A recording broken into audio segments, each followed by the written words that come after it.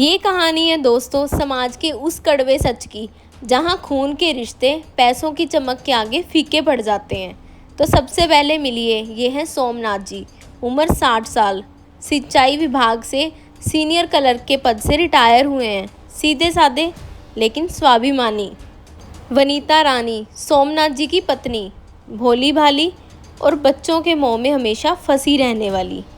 बेटा आशु, लालची, डरपोक और पत्नी के इशारों पर नाचने वाला। बहू ज्योति, आशु की पत्नी, बेहद शातिर, पैसों की भूखी और ड्रामेबाज। बेटी अंजलि, शहर के नामी वकील की पत्नी, नीडर, हाजिर जवाब और माता पिता की रक्षक। आशु, ले आ गया तुम्हारा बाप एक बहुत बड़ी जिम्मेवारी पूरी करके। आज विभाग ने मुझे ग्रेजुटी, प्रोविडेंट फंड और अन्य भत्ते मिला के पूरे 50 लाख रुपए दिए हैं। आओ पापा जी आओ, देश की सेवा करके, विभाग का नाम रोशन करके हमारे घर के राजा बाबू लौट आए हैं। अरे ज्योति, पैर छू इनके। हाँ जी पापा जी मुबारक है आपको। अरे पापा जी, आपने तो मेरा सीना ना गर्व से चौड़ा कर दिया। अब ना आपने पूरी जिंदगी काम किया है, इतनी मेहनत की है, अब आपको कुछ करने की जरूरत नहीं है। अब आपका ये बेटा करेगा आपके लिए सब कुछ, आपकी हर इच्छा पूरी करेगा। अरे बेटा, इतनी खातिरदारी क्यों? पद छूटा है, पेंशन नहीं। विभाग ने सारा पैसा मेरे बैंक अकाउंट में ट्रांसफर कर दिया है। पापा जी कितने पैसे मिले हैं? पूरे 50 लाख। पापा जी ये तो बहुत बड़ी रकम होती है, इतने पैसों का क्या करोगे पापा जी आप? सोचा क्यों नहीं बहू, सब सोच रखा है हम दोनों ने। इन पैसों से तो तेरे पापा और मेरा बुढ़ापा आराम से निकलेगा। इन पैसों को हम फिक्स डिपॉजिट जमा करवा देंगे और जो ब्याज आएगा उससे हम दोनों का खर्चा चलता रहेगा। हमने बच्चों के ऊपर बोझ थोड़ी बनना है। एफडी, ब्याज, मतलब पूरे 50 लाख रुपए बैंक में सड़ेंगे और हर महीने सिर्फ चंद रुपए देखने को मिलेंगे। मम्मी जी इतनी खुशी की बात है, मैं पापा जी के लिए देसी घी का हलवा ना बना दूं? अरे बहू, इस उम्र में घी खिला के कोलेस्ट्रॉल बढ़ाना मेरा, बीमार हो जाऊंगा मैं। अरे नहीं बढ़ेगा पापा जी, जा ज्योति हलवा बना के ला। और पापा जी, जब तक आपके सिर पे हमारा हाथ है, मतलब हमारे सिर पे आपका हाथ है, तब तक कुछ नहीं होगा। और पापा जी वैसे भी ना मैंने आपसे एक बात करनी थी। मैं कल से ना बहुत ज़्यादा परेशान हूँ। क्यों, क्या हुआ बेटा? मेरी कंपनी का मालिक अपनी एक फ्रेंचाइजी बेच रहा है। अगर वो ले लूँ ना पापा जी, तो महीने के 2 से 3 लाख रुपए इनकम हो जाएगी। लेकिन क्या पापा जी के पास इतनी बड़ी रकम आई है? 30 लाख रुपए दे देंगे पापा जी? पर बेटा, तुझे बिजनेस का एक्सपीरियंस तो है नहीं। ये जो पैसे मिले हैं ये मेरी ज़िंदगी भर की जमा पूंजी है, इसे मैं ऐसे रिस्क में नहीं डाल सकता। तुझे अगर बिजनेस के लिए पैसे चाहिए ना तो बैंक से लोन ले ले। बैंक वाले तो पापा जी बड़े चक्करों में डाल लेते हैं, पता कितना कितना ब्याज होता है उनका। आपको अपने बेटे पे भरोसा नहीं है क्या? बेटा, मैं वित्तीय भरोसा नहीं कर पाऊंगा। पैसे तो ना मेरी एफडी में ही जाएंगे।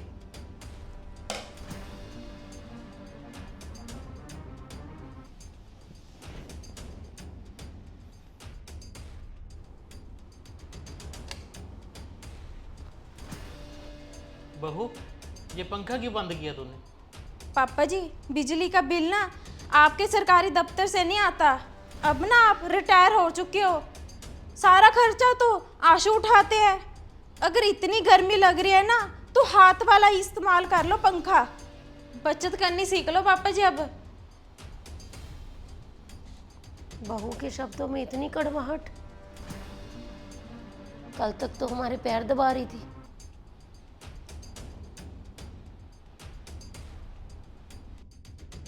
अरे रंजू, इस दलिए में थोड़ा दूध डाल दे, फीका खाया नहीं जाएगा। पापा जी दूध का रेट पता कितना है? आप खर्चा तो देते नहीं है, जो मिलता है ना प्रसाद समझ के खा लिया करो, नखरे मत दिखाया करो। बहुत तमीज से बात कर, ये मेरा घर है। घर होगा आपका, लेकिन घर में जो राशन आता है ना वो मेरे पैसों से आता है। अगर ठाठ से रहना है ना तो जो बैंक में 50 लाख रुपए सड़ रहे हैं उन्हें निकालना पड़ेगा। घर की रेनोवेशन करानी है, गाड़ी लेनी है। आप अकेले नहीं राजा बाबू बन के रह सकते यहाँ पे। बेटा कैसे बात कर रहे तू अपने पापा के साथ? तेरे पापा ने अपनी पूरी जवानी इस घर के ऊपर लगा दी। मम्मी तुम तो बीच में मत ही बोलो, पापा को समझाओ कि सीधे सीधे सारे पैसे मेरे नाम पे ट्रांसफर कर दें, वरना अब तुम्हें इस घर में चैन की रोटी नहीं मिलेगी। अरे अंजलि बेटा, मैं तो ना बस परेशान हो गई हूँ। जब से तेरे भैया भाभी को पैसों के लिए मना किया है ना, जीना हराम कर रखा है। कभी ढंग का खाना नहीं देते, कभी कमरे की लाइट काट देते हैं। न्यूज़पेपर तेरे पापा सुबह उठ के पढ़ते थे, वो भी बच्चों ने बंद कर दिया। टीवी नहीं चलाने देते। बड़ा जीना मुश्किल हो गया है बेटा। ये तो मम्मी भैया भाभी आपके साथ बिल्कुल भी सही नहीं कर रहे। भैया भाभी को तो मम्मी सबक सिखाना ही पड़ेगा, और सीधे तरीके से मानने वाले भी नहीं है। मैं ना मम्मी आपको एक तरीका बताती हूँ।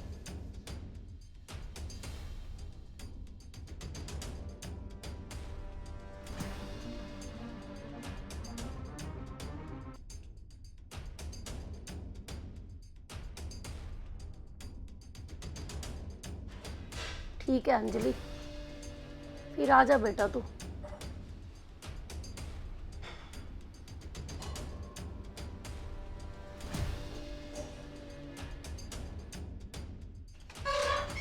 Mummy papa. अरे अंजलि तू अचानक कैसे बेटा? बस पापा जी आपसे मिलने का दिल किया तो चली आई। और मम्मी ठीक हो? हाँ बेटा। और भाभी आपका क्या हाल है? आ गई ननद रानी, तुझे भी आ गई पैसों की खुशबू, जो अपना हिस्सा मांगने आ गई। आप भाभी अपनी नागिन जैसी जहरीली जुबान ना बंदी रखो तो अच्छा है। और मैं यहाँ पे अपना हिस्सा लेने नहीं, बल्कि आपका हिस्सा पूरा का पूरा साफ करने आई हूँ। तमीज से बोल, ये मेरा घर है। तुम्हारा घर? दिखाओ इस घर के पेपर कहाँ हैं। ये घर ना आज भी पापा के नाम पर है। कानूनी तौर पर तो आप इस घर में अवैध कब्जाधारी हो। अगर मैं चाहूँ ना 24 घंटे में आपको इस घर से बेघर करवा सकती हूँ। हाय हाय पापा जी, ये ननद है जो अपनी भाभी को कितनी गालियां दे रही है। मैंने तो पापा जी की सेवा की है, और हमें क्या मिल रहा है? गालियां। हमने तो पैसे इसलिए मांगे थे कि आशु के बिजनेस में काम आ जाएंगे। देखो तो सही घर से निकलने के नाम पे कैसे रंग बदल रही है। चलो भाभी अंदर जाओ, मैंने मम्मी से कुछ जरूरी बात करनी है। पापा जी देखो, पैसे तो ना आपके हैं, आपके ही रहेंगे। पर पापा जी हमारी कंपनी की ना एक अपकमिंग स्कीम आई है, जिसमें अगर आप अपने ये 50 लाख रुपए लगा देते हो ना, तो 6 महीने में पूरे के पूरे पैसे डबल हो जाएंगे। 50 लाख का 1 करोड़ बन जाएगा पापा जी।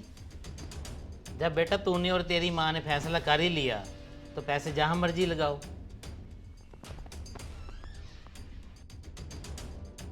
बस पापा थोड़े से पेपरों के ऊपर आपके साइन होने हैं। क्या हो गया अंजलि? क्या हाल है अंजलि? और ठीक है? भैया मैं तो ठीक हूँ, आप बताओ कैसे हो? मैं भी बढ़िया। भैया मम्मी पापा को समझाओ ना, इतनी अच्छी कंपनी की स्कीम आई है ना कि पूरे के पूरे पैसे ना 6 महीने में डबल हो जाएंगे। मम्मी पापा मान ही नहीं रहे हैं। 50 लाख का 1 करोड़ बन जाएगा 6 महीने में। अच्छा, अरे जब ये मर जाएंगे तब 1 करोड़ तो मेरा ही होगा ना। करो करो साइन पापा जी। लो पेपर निकाल अंजलि। लो पापा, लो ला मैं करवाता हूँ अंजलि। ये सारे डॉक्यूमेंटेशन है। हाँ बस भैया आपके और पापा के दोनों के साइन होने हैं इसमें। अरे ले ले, नॉमिनी डाल रही होगी मुझे। ले और किसको डालेंगे भैया? लो पापा जी आप भी करो। लो। अरे अंजलि इतनी बढ़िया बढ़िया स्कीमें कहाँ से लाती है तू? ज़्यादा ही बड़ी इन्वेस्टमेंटें करने लग गए हो आजकल तुम, है ना? हाँ बिल्कुल। चल हो गए बस। हाँ भैया। चल ये ले, अब जल्दी से इन्वेस्ट करवा।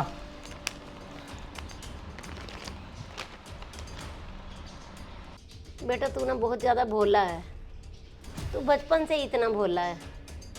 ये जो हमने तेरे से साइन करवाए हैं ना आज पेपर पे, ये एग्रीमेंट था बेटा, रेंट एग्रीमेंट। अब से इस घर का तुझे 15,000 रुपये किराया देना होगा। और रही इस घर की बात, तो ये घर हमने अंजलि के नाम पे कर दिया है, और जो 50 लाख रुपए हैं उसकी एफडी करवा दी है। 40 से 50,000 रुपये महीना हर महीने हमें ब्याज आती रहेगी। और इस घर में तुझे रहना है तो अब ये 15,000 रुपये हर महीने किराया देना होगा। भैया कानून सिर्फ किताबों में बंद रहने के लिए नहीं होता, बल्कि अपनों की रक्षा के लिए होता है। मम्मी पापा, आप ना अब इस घर में आराम से रहिए, और जो आपको पैसे आएंगे उनसे आप तीर्थ यात्रा पे जाओ, घूमो फिरो, अपनी ज़िंदगी की मौज करो। और पापा जी, अगर घर में आपको चाय ठंडी मिले या कोई भी परेशानी हो तो बस आप अपनी बेटी को याद कर लेना एक बार। वाह मेरी शेरनी बेटी। ये आपकी शेरनी बेटी धोखा दे रही है आपको।